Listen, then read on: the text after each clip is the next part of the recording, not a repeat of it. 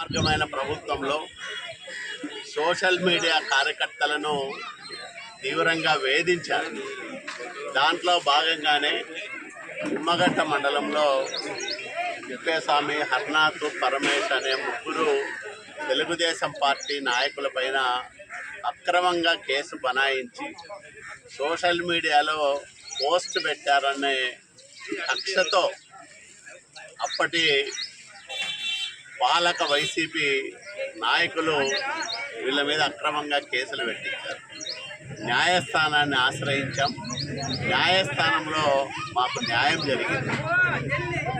2 రోజుల కిందట న్యాయస్థానం ఆ అక్రమ కేసును కొట్టివేయడం జరిగింది. ఈ సందర్భంగా తెలుగుదేశం పార్టీ కార్యకర్తలందరికీ ఒకటే విజ్ఞప్తి చేస్తూ ఉన్నాం.